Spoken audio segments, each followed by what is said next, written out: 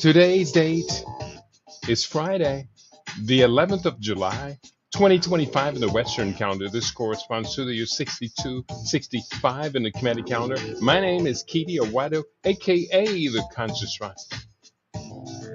Welcome to the seventh millennium. You have found your family in a peaceful place here on LIV Radio, LIV TV, here on livinginblack.com. Today, our topic for discussion is making money in the health and wellness economy. Today on LIV Radio, our focus returns to how we can make money in the health and wellness economy, set to grow by $2.9 trillion within the next 2.5 years. The problem is that the sickness maintenance business or the sickness maintenance industries are growing too fast. I said sickness maintenance industries are growing too fast. Cancer, cardiovascular disease, diabetes, stroke, and other chronic diseases are eating up all of our hard-earned income while we, the people, are driven to bankruptcy. Some of us refuse to give them all of our money. Some of us refuse to give them all of our money. Our challenge is to grab a larger share of the monies spent on maintaining our health and wellness. We can do this, but we must try. Try, and try. We will succeed at last. So it's Friday. Our focus is on money and finance. I've got a few books I pulled off the shelf for today's study. The main book I'm going to be focusing on is The Global Wellness Future. The Global Wellness Future. Let's Spark a Village. About wellness, all about wellness. The next one I'm going to put on the table, Living Superfood Solutions. Yes, we have solutions at hand, solutions, real solutions. And we're going to implement these solutions, dietary strategies to prevent and reverse common chronic diseases. This is a very, very thick book, and I'm very proud of it. We're also going to be talking about the stem cell revolution, a holistic approach to stem cell rejuvenation and regenerative medicine, regenerative therapy, I should say. Regenerative therapy is very important.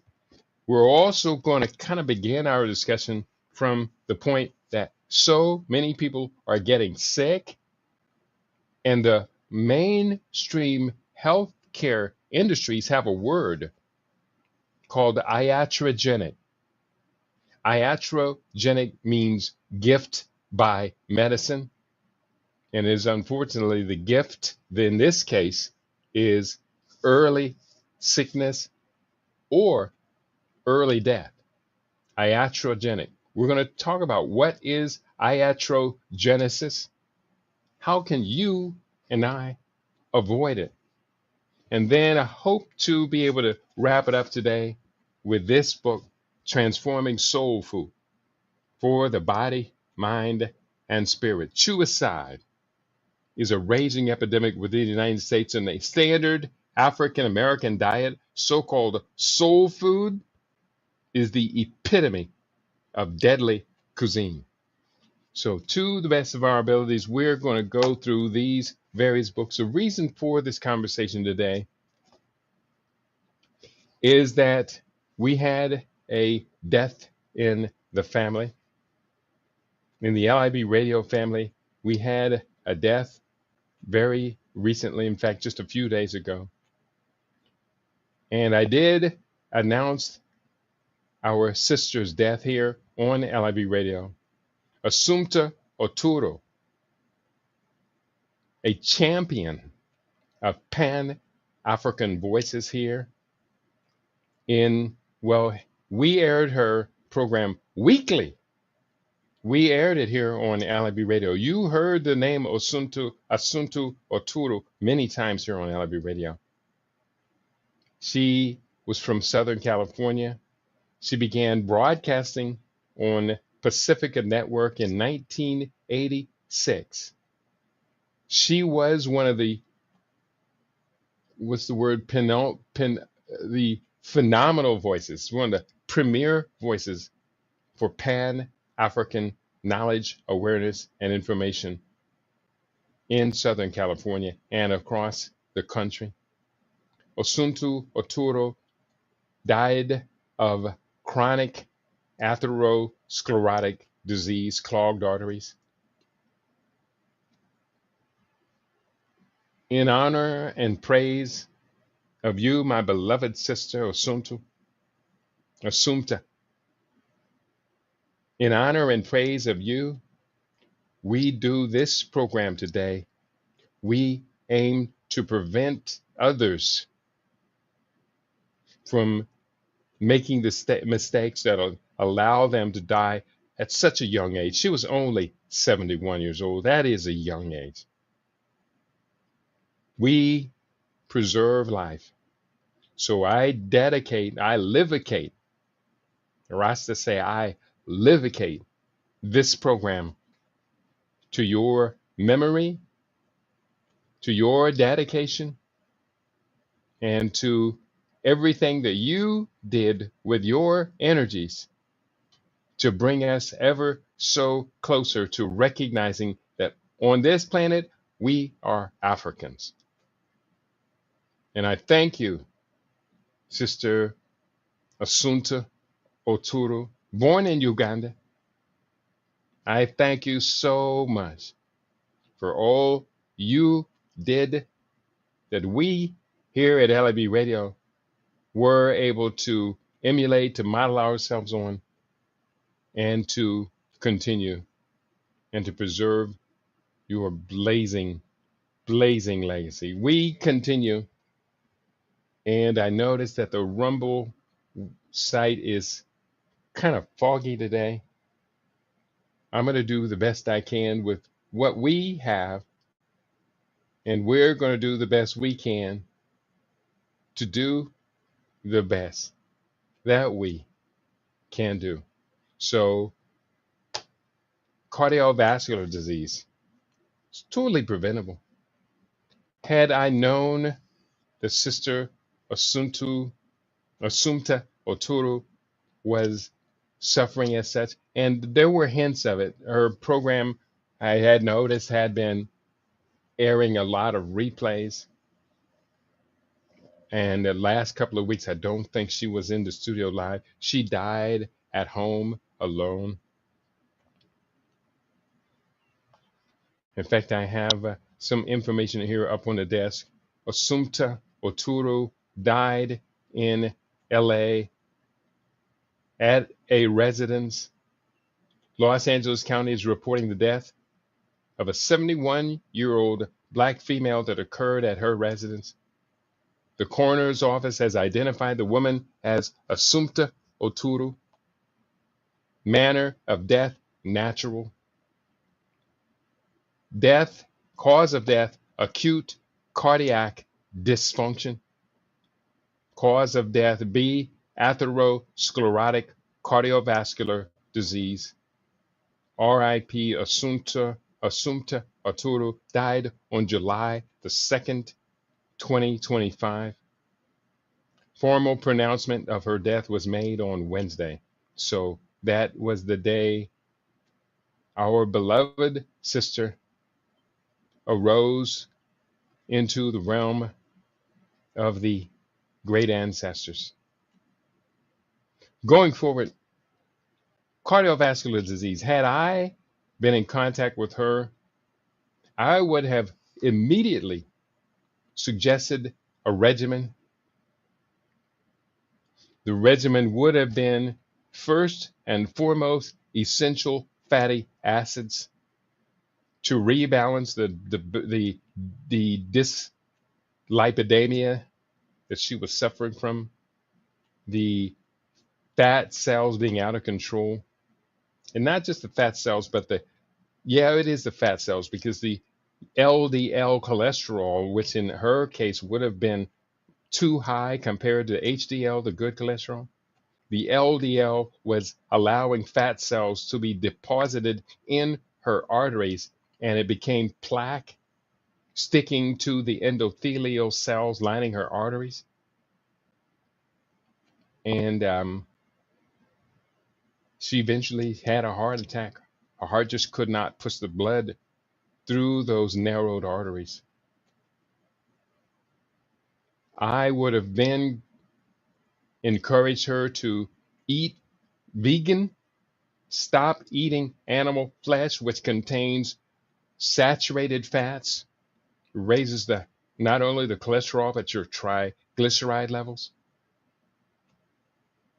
I would have encouraged her to go vegan, raw, living superfoods. And then I would encourage her to take the extra weight off. Elderly people, elders should be slim. Elders should be slim. In my mind, according to the formula that I adhere to, and a number of you do adhere to it too, I know you do, is that an elderly person over 65 should go back to what they weighed when they were 25 years of age. They should go back to what they weighed at 25, unless you were not healthy at age 25. So in that case, I would advise you to optimize your body mass index. Optimize your body mass index. That is a relatively easy formula to follow. So today on LIB Radio, making money in the health and wellness industries. We have to understand where in the health and wellness industries is the money to be made. I'm going to pick up this book, The Global Wellness Future, and we're going to talk about where is the money to be made. Imagining profitable enterprises. And this chapter begins with this quote from Joel Solomon. The Clean Money Revolution is his book.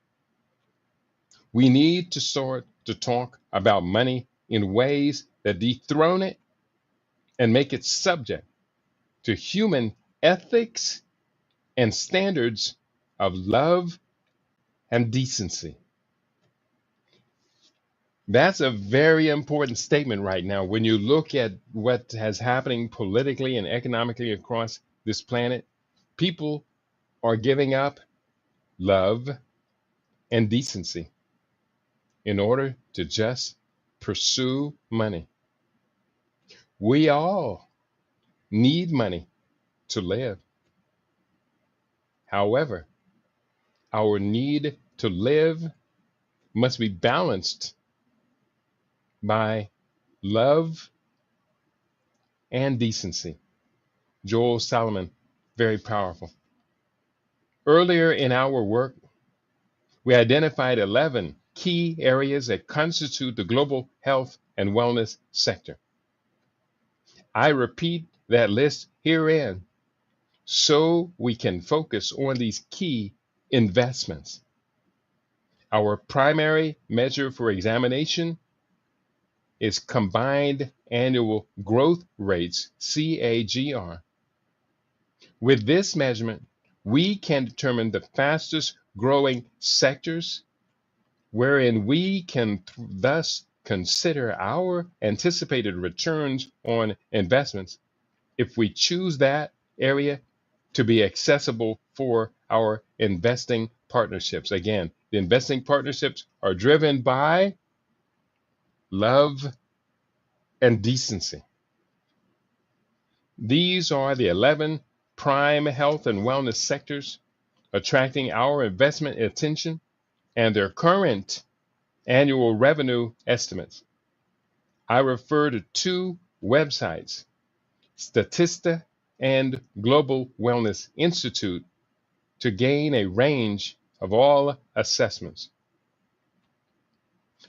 One, personal care and beauty, estimated to be currently between 579.2 billion and 995 billion dollars. Number two, healthy eating, nutrition, and weight loss, estimated to be at current 200 between 200 and 946 billion dollars. That's quite a range, but there are distinct measurements that have gone into these that allow for a wide range. Number three, physical activity, estimated to be between 106 billion and 738 billion dollars. Wellness tourism, estimated to be between 436 billion and 919 billion dollars. Traditional and complementary medicine, estimated at $413 billion. Public health, prevention, and personalized medicine, estimated to be $375 billion. Real estate, wellness real estate, wellness real estate, estimated to be $275 billion. Mental wellness, estimated between 4.97 billion and 131 billion. Spas, estimated at 68 to 95 billion dollars. Workplace wellness, estimated to be between 49 billion and 53 billion.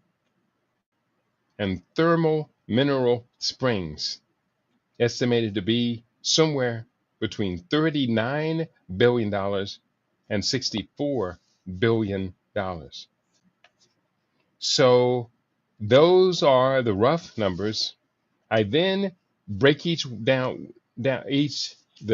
of these 10 sections further down and explain them all. I'm only going to do just the first three: personal care and beauty. The personal care and beauty industries encompass many products and services, including skin care, hair care, cosmetics, fragrances, and personal grooming. These industries have shown consistent growth over the years and are considered multi-billion dollar. According to a report by Grand View Research published in 2020, the global cosmetics market size was valued at USD $380.2 billion in 2019 and was expected to register a compound annual growth rate at 5.9% from 2020 to 2027. This indicates that the value of cosmetics market alone was projected to reach over 500 billion by 2027. Additionally, the personal care industry, which includes products like soaps, shampoos, deodorants, and oral care, has also witnessed significant growth. According to a report by Statista, the global personal care market size was valued at around $444.6 billion in 2020. However, it's important to note that this figure includes beauty and personal care products so the exact breakdown between the two categories is not specified. On the subject of healthy eating, nutrition, and weight loss, according to a report from Grand View Research published in 2020, the global weight loss and weight management market was valued at approximately $192.3 billion in 2019. The report projected a compound annual growth rate of 8.3% from 2020 to 2027. 8.3% is pretty doggone good. This indicates that the value of the weight loss and management market was expected to exceed $350 billion by 2027. Regarding the broader healthy eating and nutrition industries, providing a specific global annual value is challenging.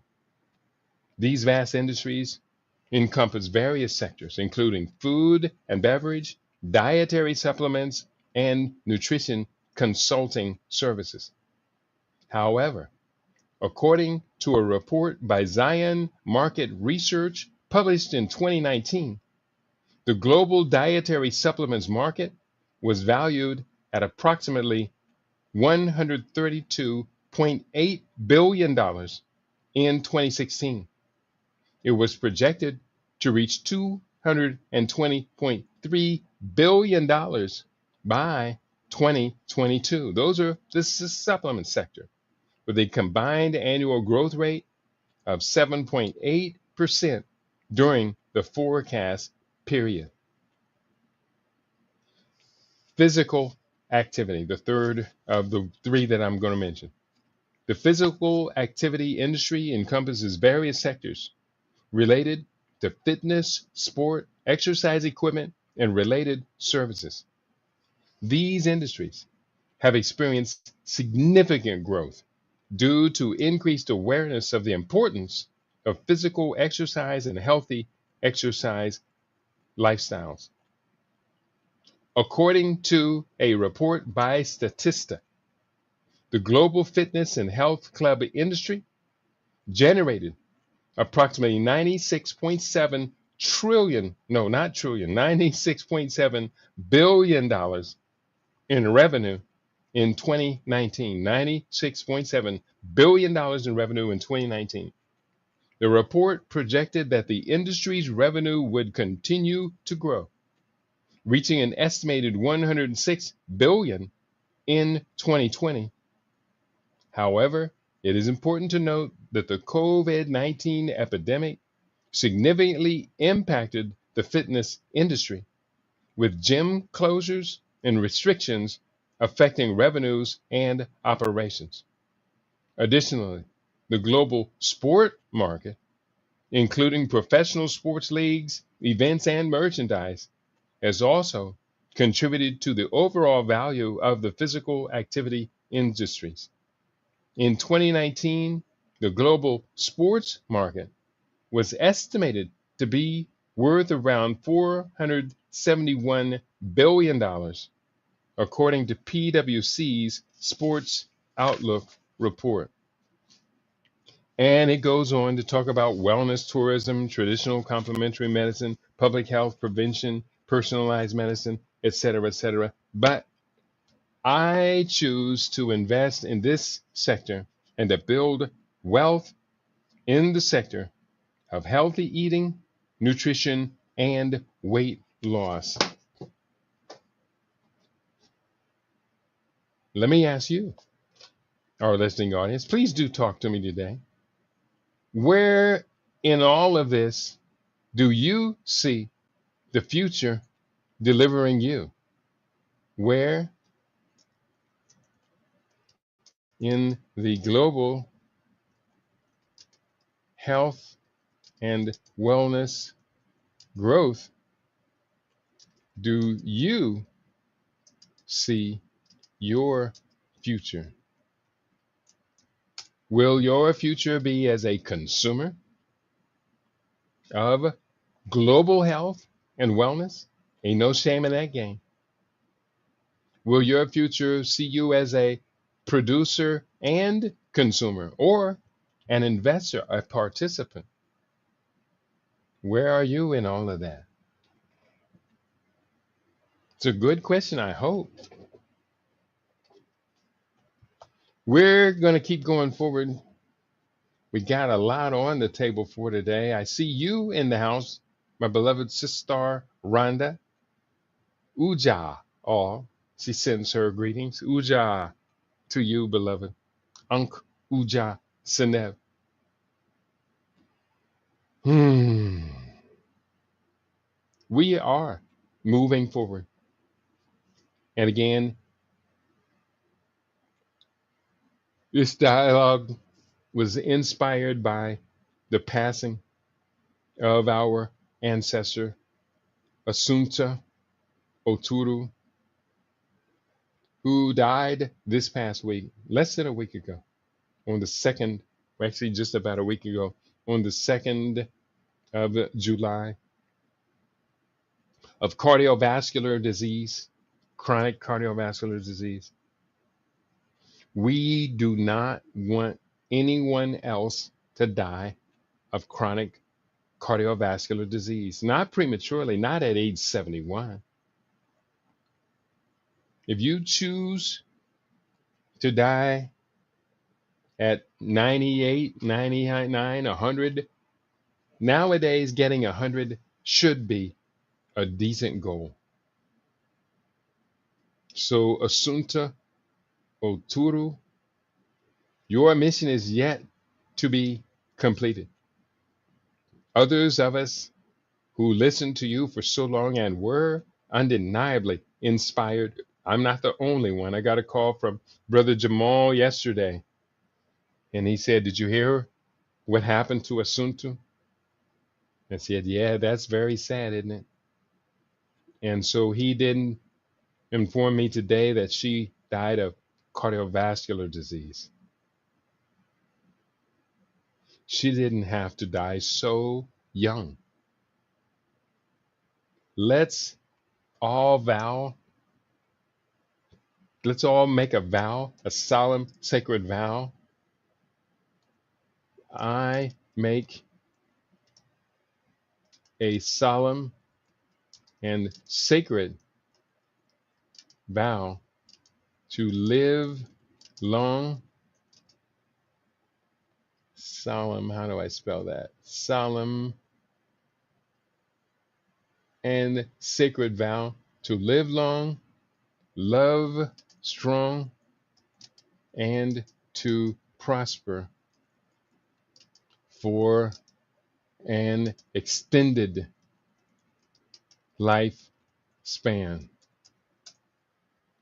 Can you? Can we all make that pledge together? Hold up your right hand and say along with me, I make a solemn and sacred pledge to live long, to love strong, and to prosper.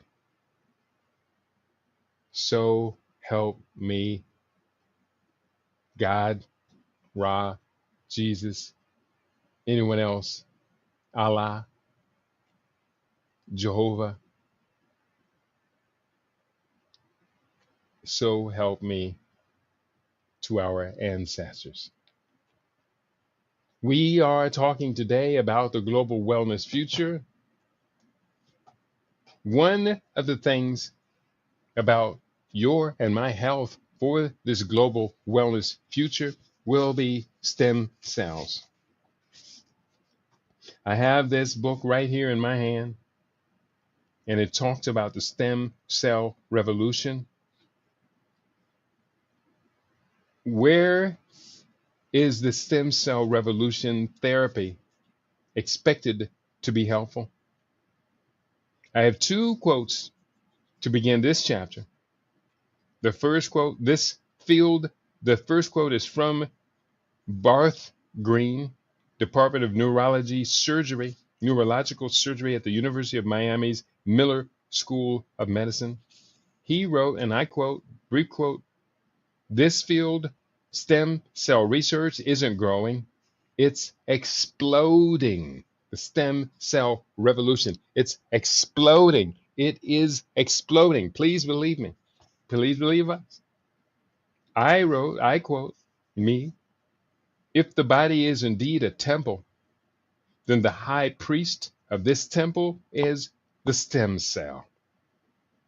Kidiopia Wadu. The stem cell's high place in whole body health. I have known about stem cell biology for most of the past decade.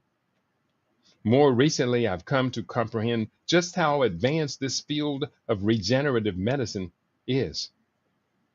As I increasingly committed many of my research activities to stem cells, I have become ever more convinced that this is the epitome of cutting edge medical research. As you will understand, my approach to stem cell therapy differs dramatically from that of most allopathic practitioners in this field of research and development. We will discuss these fundamental differences later in detail.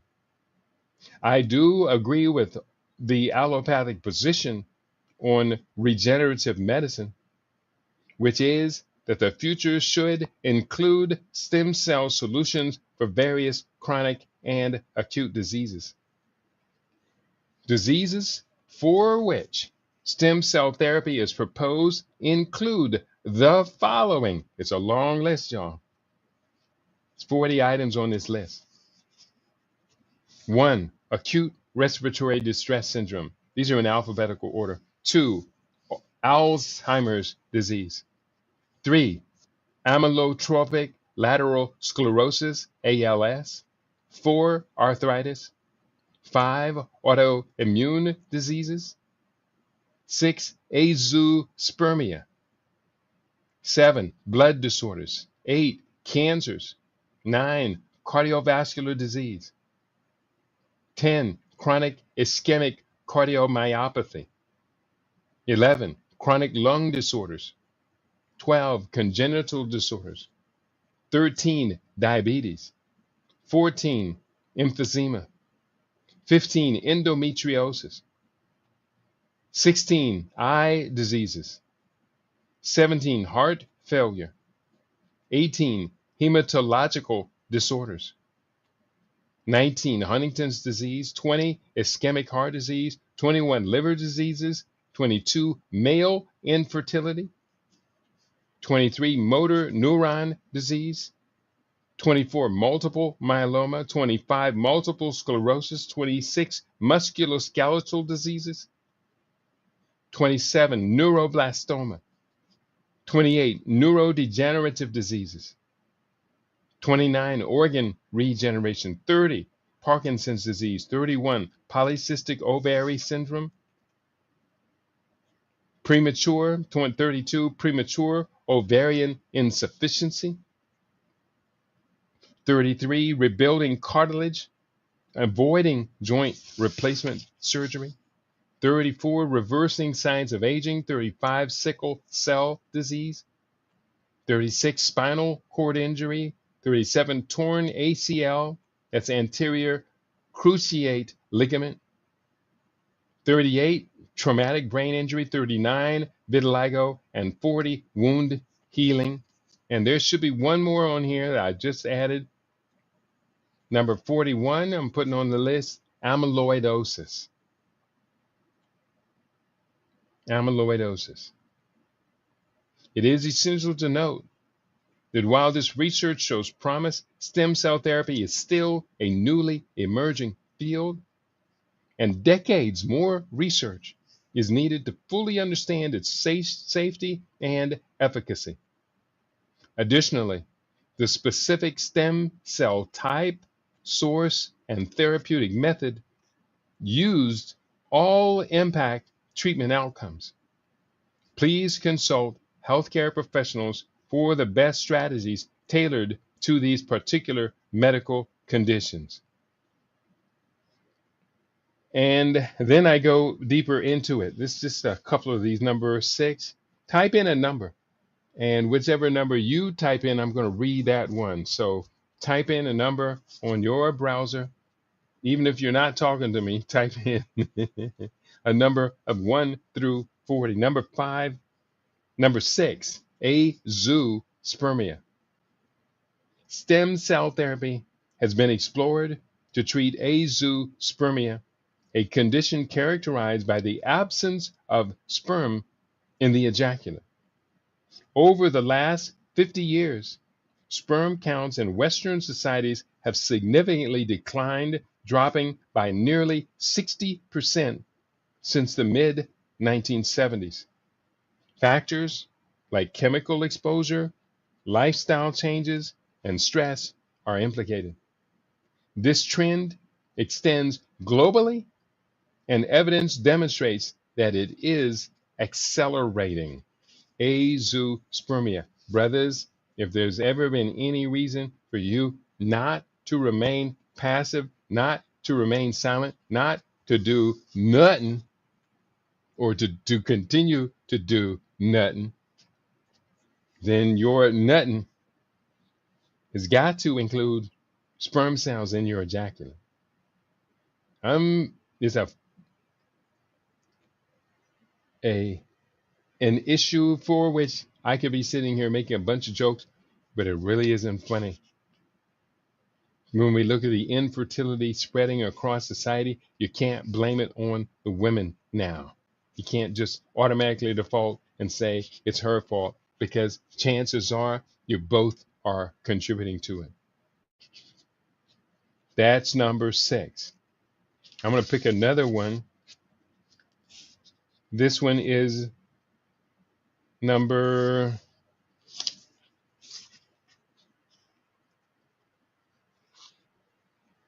35. Sickle cell. Among several approaches for treating sickle cell disease with stem cells include number 1, allogenic stem cell transplantation, wherein certain healthy stem cells from a tissue matched full sibling donor are transplanted into a patient with sickle cell disease, replacing the defective stem cells. Now, we must say that before they do this allogenic stem cell, they first nuke, radiate, and use chemotherapy to kill off your bone marrow. I'm not down with that. And 2 adult blood forming stem cells are genetically edited by adding a hemoglobin gene that blocks the sickling of red blood cells.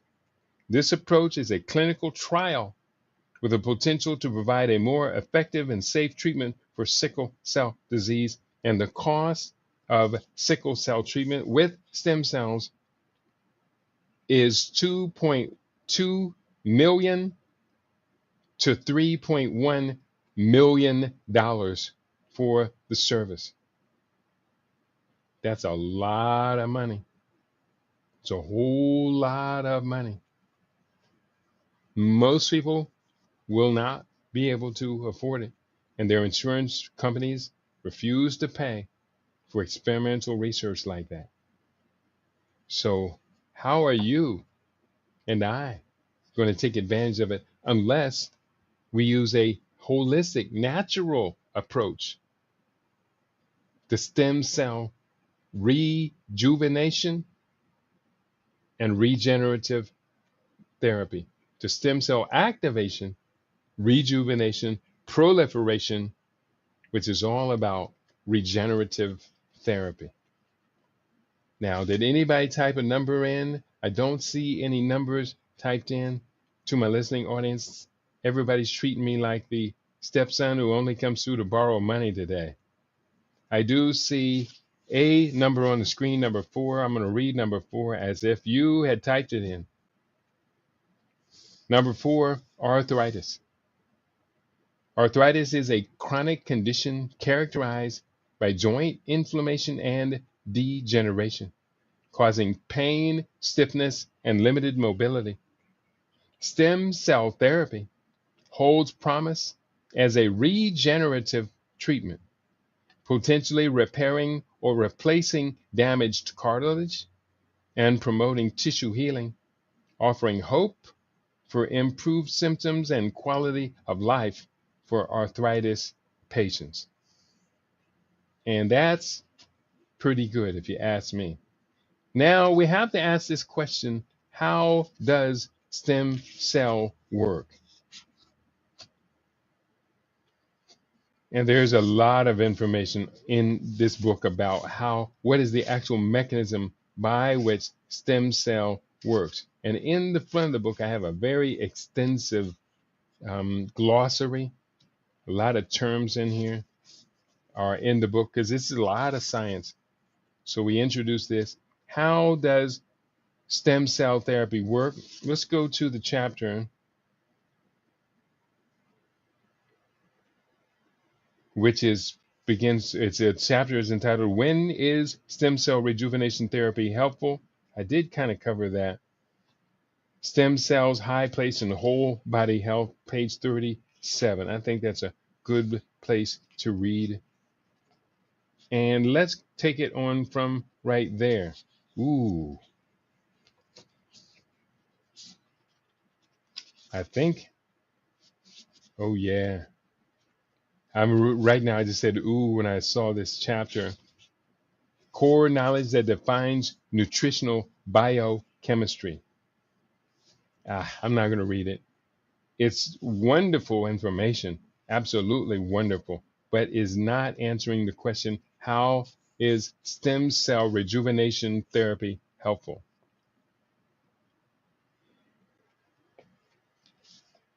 And I find I'm reading it right from where I was at.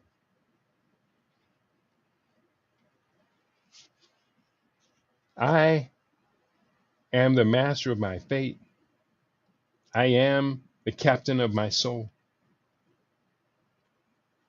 There is a revolution going on at the frontier of functional medicine. Despite many undesired developments concerning pharmaceutical corporate profiteering, medical malpractice, and exploitation of public ignorance and indifference, many lights rays shine through often dark clouds. The healthcare consuming public is increasingly aware of more choices than standard allopathic medicinal practices. Numerous alternative healing modalities are being offered in the marketplace.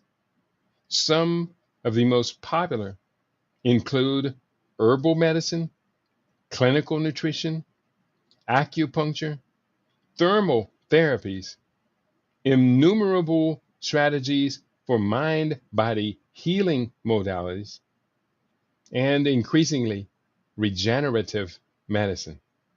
At the forefront of the combining of conventional and alternative approaches is what is termed complementary medicine.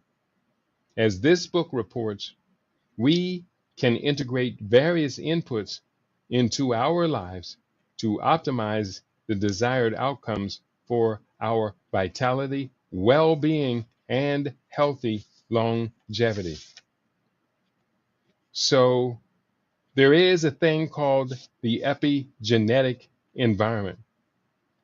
Many of us are familiar with a medical condition known as the placebo effect, whereby our minds have come to believe in an outcome with such conviction that the body naturally produces background elements, including hormones triggered by our mental state.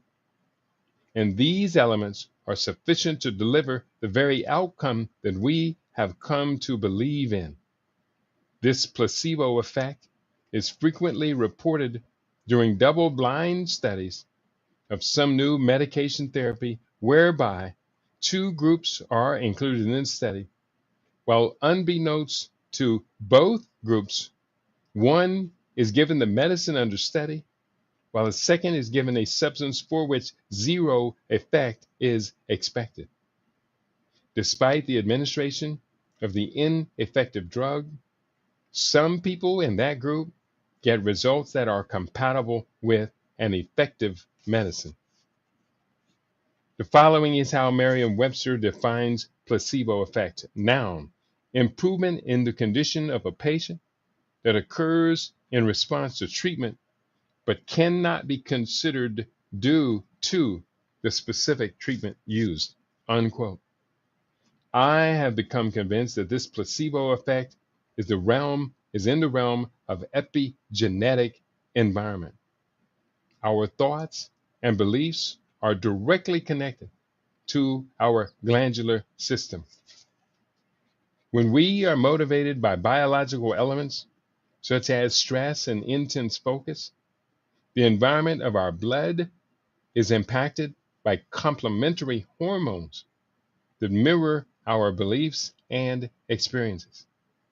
These hormones do what they are designed to do in the body. Quite often, this hematologic environment is shown to transform the expression of DNA and its impact on cellular processes. In line with the central theme of this book, this epigenetic impact on our cells is hardwired to our stem cell based regenerative system. Therefore, it becomes very important that we consciously engage as many of these stem cell activating processes as we can under our deliberate control and management. Then I list 21 keys to optimize the epigenetic environment. This is maybe the core of the book.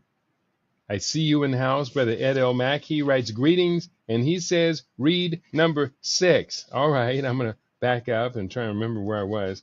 I'm going to read number 6. I think I did read it earlier, and number 6 is a good one. That is, I'm going to read it a second time, azoospermia. Stem cell therapy has been explored to treat azoospermia, a condition characterized by the absence of sperm in the ejaculate. Over the last 50 years, sperm counts in Western societies have significantly declined, dropping by nearly 60% since the mid-1970s. Factors like chemical exposure, lifestyle changes, and stress are implicated. This trend extends globally, and evidence demonstrates that it is accelerating. And so I read it twice. I hope you do agree. Now, we've also seen the alarming numbers on decline in reproduction taking place. Reproductive frequency, I should say, in the United States has dropped very low, the lowest it's ever been measured. In South Korea, it takes 2 parents to make 0.87 children. 0.87 children. That's less than 1. 2 parents. Now, replacement reproductive or total fertility rate, which is keeping the population steady, is 2.1 childbirths per woman. In South Korea, it is now 0.87 childbirths per woman. And I suspect that the men are contributing to the problem as well. The men are contributing, and that's azoospermia. 60% decline in just recent decades. That's in my lifetime. We've gotten up to the point where now we're talking about optimizing the epigenetic environment, and optimize human cellular epigenetic environment involves several key foundations that can influence gene expression and overall cellular health.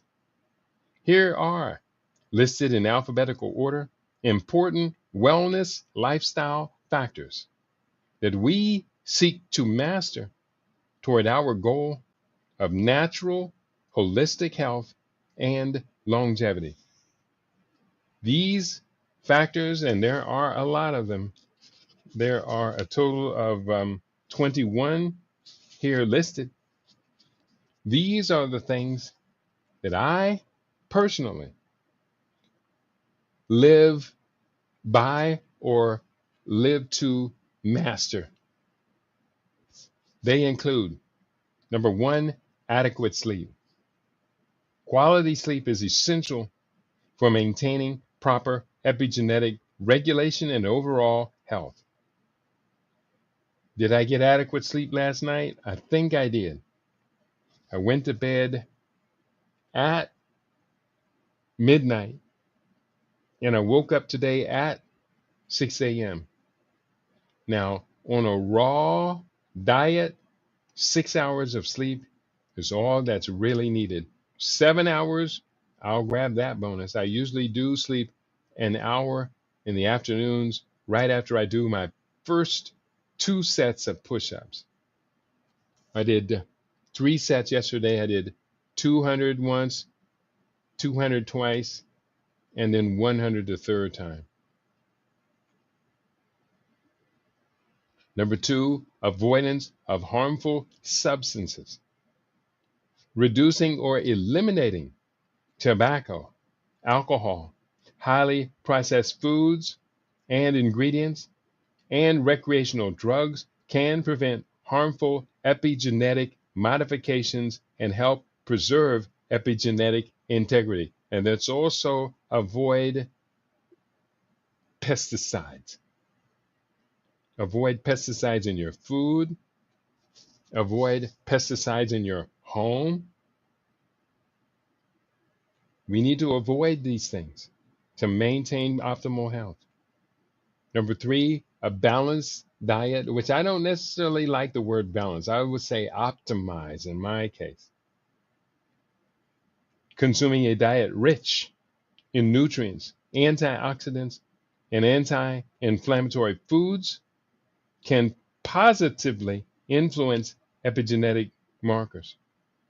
A diet rich in fruits, vegetables, whole grains, clean proteins, and healthy plant-based fats provides essential nutrients that support epigenetic modifications. And just to let you know, in case you're in Las Vegas, this Saturday, I will be hosting, and no matter where you are, I will be hosting at our home here. We will be hosting the first Saturday feast, which in this week, it is the second Saturday of the month. And I do welcome you to come on out and join us. Come on out and join us. Come on out and join us for this incredible event. You will not be disappointed.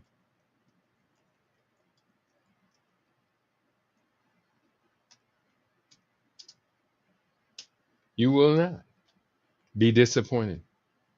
Come on out. And I'm just looking at this food here, and I'm preparing the food in the other room. I think I've got like 12, 10 or 12 dishes already prepared. And there'll be a lot more on the menu this week.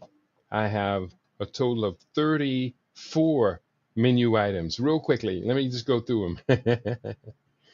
I've got drinks, 8 drinks, green tea, rooibos tea, nut milk, superfood smoothie with berries, and more. Lime water, mint water, cucumber water, hibiscus juice. Under snacks, I have 9 flax and chia crackers, whole grain crackers, blue corn chips, dehydrated apples, pico de gallo, mango chutney, cut veggies, yellow lentil dip, and hummus. Next, under soup, this soup is really good. I put a picture of the soup bowl up. It's in Las Vegas Vegans on Facebook. And the soup is sweet potato noodles with tofu, coconut oil, miso, and red pepper paste. And the soup is scandalously good. It is. For entrees, I have mock beef tacos, lentil couscous wraps. For side dishes, there are 11 side dishes: candy jam, summer corn salad, carrot beet salad, cucumber tomato salad, marinated greens, potato salad, jicama fries, color salad with honey mustard dressing, red beans and wild rice, mashed green bananas. For desserts, we have chocolate haystacks, banana papaya pudding, oatmeal raisin raw cookies, melons with creamy cashew cheese. So that's actually four different desserts. So that's 35 dishes in total. That's on the menu. It is ambitious. Here's the thing: I'll need you to go ahead and confirm it as possible. Because if you don't confirm it, then it's kind of hard for me to afford to pay for it all.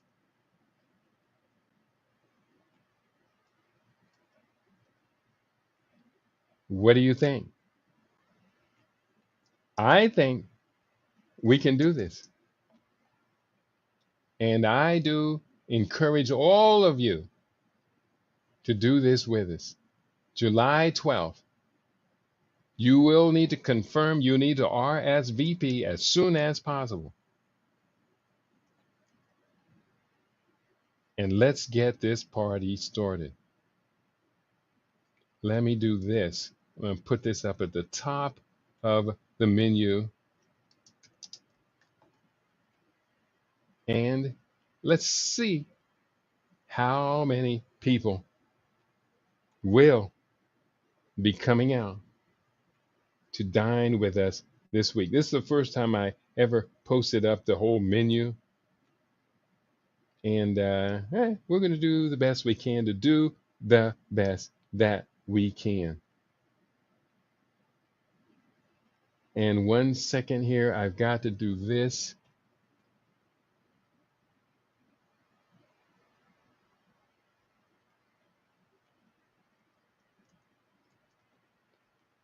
And bear with me as I real quickly post this up on my Facebook page. There it is. Boom, shakalaka, boom, boom, boom. And there it is. Okay, going forward, we are here today. We are talking about making money in the health and wellness global economy. One of the ways that I do want to make money, and I'm really committed to this, is through the Kujichagulia villages to grow traditional African medicine. Traditional African medicine has the potential, in my mind, to be huge.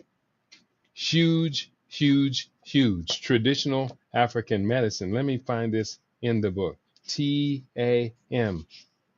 If you don't believe it, let me convince you. Page 89 through 91 of this book, The Global Wellness Future, 89 through 91. Traditional African medicine.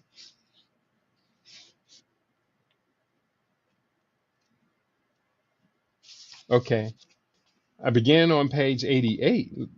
Now, let's look at traditional African medicine to imagine that its ultimate value in the global wellness economic future might parallel that of traditional Chinese medicine. We have this excellent and revealing report by A. Arazim Abdullahi from the African Journal of Traditional, Complementary, and Alternative Medicines, Trends and Challenges of Traditional Medicine in Africa. The abstract, he writes, prior to the introduction of cosmopolitan medicine, traditional medicine used to be the dominant medical system available to millions of people in Africa, in both rural and urban communities. However, the arrival of the Europeans marked a significant turning point in the history of this age-long tradition and culture. This paper considers the trends and challenges of traditional medicine in Africa, The impact of colonialism on African traditional medicine is also examined. Although the paper is on Africa, medicine, the impact of colonialism on African traditional medicine, although the paper is on Africa, references are drawn around the world to buttress the growing demand for traditional medicine. The paper concludes that to minimize the current distrust between modern and traditional doctors and to achieve the object of regulation, standardization, and cooperation, both traditional and modern doctors must acknowledge their areas of strengths and weaknesses from which they operate and be genuinely concerned about the difficult but necessary task of being human. Similar studies regarding the resurgence of TAM, traditional African medicine, have been reported from Ghana that have captured our attention. The abstract to this article, which appeared in Trends and Challenges, no, this article, Health System in Ghana, Statistic and Facts, written by Doris Dokwa Sasu, published in Statista, February 6, 2022. This abstract reads as follows. Ghana's healthcare system aims to provide basic and specialized clinical services to a population of over 30 million. The Ministry of Health operates healthcare organizations with public, private, or traditional ownership in the country. Since 1996, the Ghana Health Service supervises public health care by implementing health policies and improving accessibility.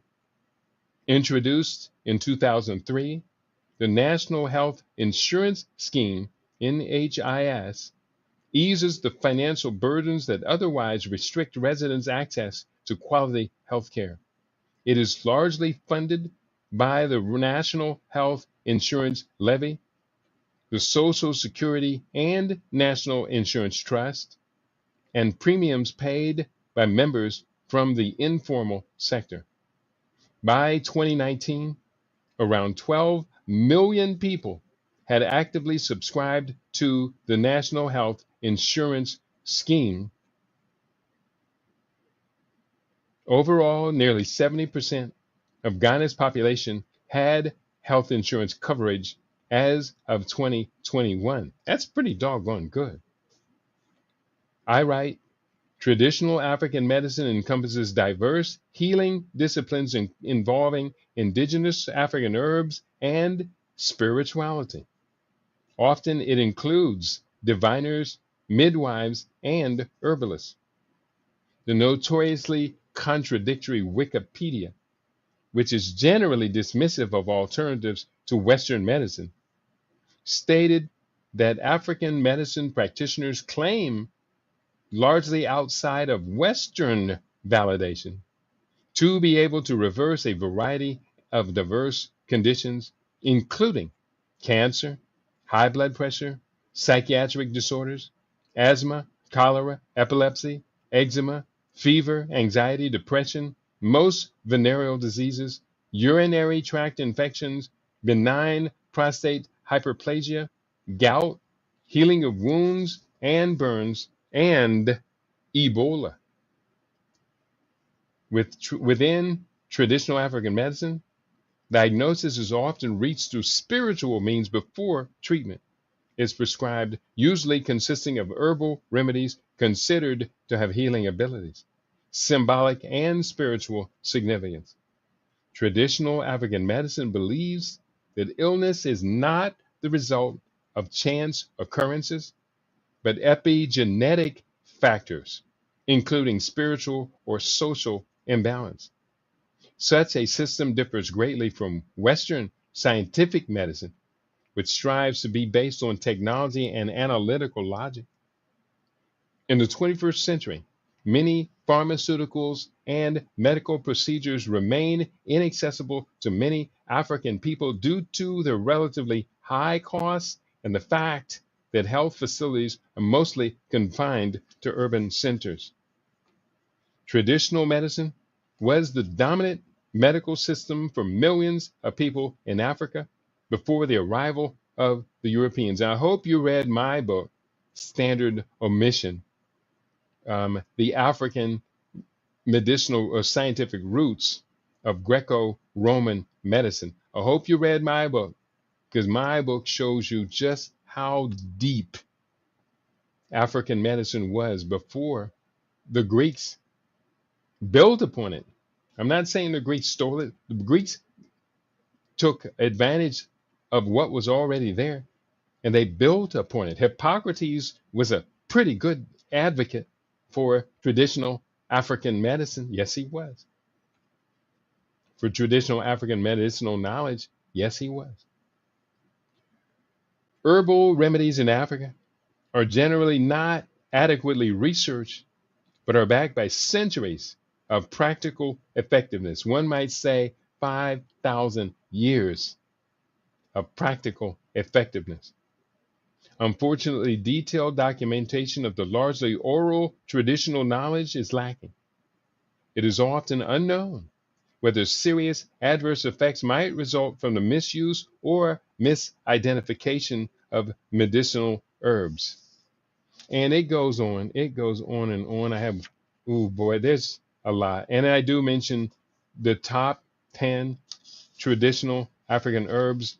Number 1, gum arabic. Number 2, bitter aloe or Cape aloe, it's called. Number 3, wormwood. Is one of my favorites. Number 4, rooibos, another one of my favorites. Number 5, centella. Centella, that's right, centella. Number 6, Madagascar and periwinkle. 7, honey bush. 8, devil's claw. Number 9, bitter melon. And number 10, umkla loabo. Umkla loabo. And we talk about taking it back, getting it back in order. I'm going to begin to wrap it up. There are 10 suggestions, 12 suggestions, I say, for solutions and practical actions to take as soon as possible.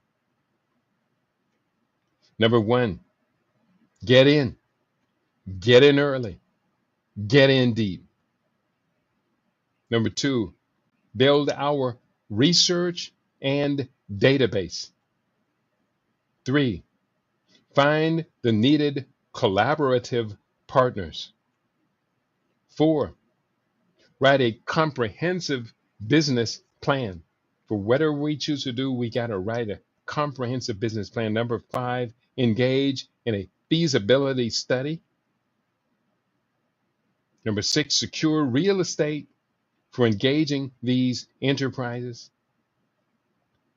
7, arrange for investment capital, leveraging for different stages of the enterprise. Number 8, build the management team, your intellectual capital. Number 9, build the marketing and promotional system. Number 10, train or hire service providing personnel. Number 11, provide media and communications on the desirability of our distinct system. And number 10, roll out these enterprises on increasingly engaging levels. So those are 12 points for launching this global health and wellness this health and wellness business. And then it goes on. The next chapter is entitled The Global Demographic Reward. I wrote earlier, and I quoted myself in the book Missing Assets. When it comes to the fate of nations or groups within a country, it is quite revealing to study demographics to predict that group's future. When it comes to sustainable power, people numbers matter. Demographic study matters a lot. Quoting Kidi Owadu, Missing Assets. And there's just a lot here. Winners and losers in the population contest. We talked about that a little bit earlier. I'm going to wrap it up with a recipe. I'm going to give you a free recipe. And I'm in the book. Ooh, I'm going to give you a good one. And this is my book, Transforming Soul Food for the Body, Mind, and Spirit. And let me see if I can make this today. 1½ cup raw almonds, soaked and drained. 1½ cup of raw walnuts, soaked and drained. 1½ cups of raw sunflower seeds, soaked and drained. 2½ cups of chopped portobello mushrooms, briefly marinated in 2 to 3 tablespoons of Namashoyu organic soy sauce. 1 yellow onion diced. 3 cups of chopped celery. 1/2 bunch of parsley leaves. 10 cloves of garlic, minced. 10 cloves, I said yes. 1/3 of a cup of extra light virgin olive oil. 2 tablespoons of cumin. 1/4 cup of shoyu, which is soy sauce. A bunch of tarragon, and 1/2 teaspoon of cayenne pepper. Blend all ingredients in a food processor until finely ground with just a little slight coarseness. Shape into loaves 1 inch thick and place 2 loaves per Teflex sheet. Dehydrate at 135 degrees for 3 to 4 hours until the surface darkens and firms up. Flip onto a dehydrator screen and lower the temperature to 110 degrees for another 12 to 16 hours until the loaf is solid but moist. You can also use this recipe to make not meatballs. Just be sure to dehydrate them for about 4 to 6 hours total, flipping them midway through. That's my not meat nut loaf. And it is really, really, really, really, really, really tasty. I can assure you that. I think I'm going to go ahead and put that one on the menu for today. Do you mind? I hope you don't mind. And on that note, thank you, Ed L. Mack. He is in the house. He says, do you think if our youth started to like each other again, we could get the birth rate back up? Yeah. The beautiful thing about it is, Ed, is that if we consider that we are African, we're already there. We are already there. Now, African Americans, if, according to your question, if we could get African American youth to like their Africanness even more, and that means loving their African brother and African sister, there's a good chance, there's a good chance we could get it up out of the steep dive it's at. It's below 1.72 childbirths per woman at this point. Again, replacement rate is 2.1. It's below 1.72. So getting it to go from 1.72 to 2.1, it's going to be really hard. Unless you and I, Brother Ed, drop the American thing and go ahead and say it loud. I'm African and I am proud. That means I can marry an African and have children. African women choose to have more than one child, whereas African American women, many of them you will find don't even want the one. And they look down upon any other African American woman who has 3 children. Don't you know how it works? Yeah, I know how it works. So we're going to do better. We are. Because you and I, Ed Elmac, and I don't like calling you by a European's name, you know that. We're going to go African. We're going to take that fork in the road and go Pan African and then go African, Pan-African, then African. It's a fork in the road. Take that fork. You will not regret going forward. I've got a lot of recipes in the kitchen for today. It's going to be a good day. I'm also going to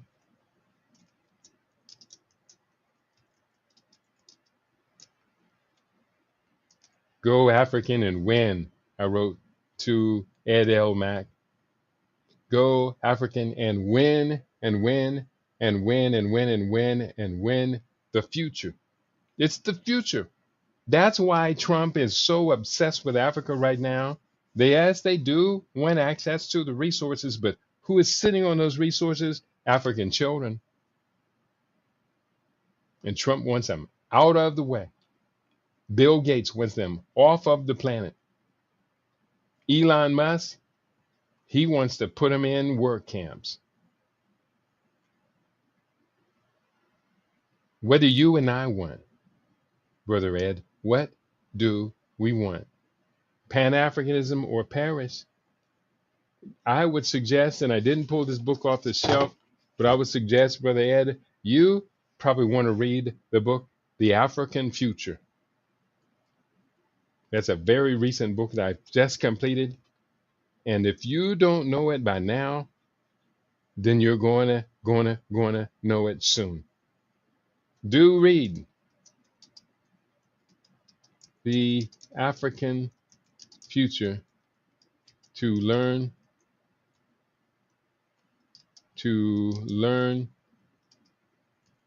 the details.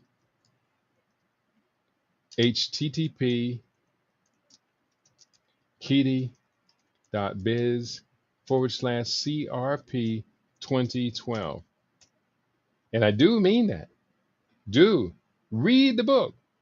I cannot emphasize how much you need to read the book. You'll understand the answer to these questions have been, Brother Ed, I have answered this same question many, many times. The book is called Fade to Black, The Passing of a Great Race. Based upon having published that book, I would say no to your question. Do you think if our youth started to like each other again, we could get the birth rate back up? I will say no. It's not going to happen. No, it will not happen. African American youth will not be able to bridge the gaps that I articulated in that book. The book came out in August 2020. Fade to Black, The Passing of a Great Race. Not passing, the passing. It's in the book. I wrote it, and it's very, very clear. So on that note, I'm going to wrap it up for today. It's been a good week here on LIB Radio. I thought it was a great week. I thought every program we brought you this week was extremely well done. And go to the Rumble page for LIB Radio and look at the shows of the past week. Look at them. And you tell me whether or not we at LIB Radio are doing our mission.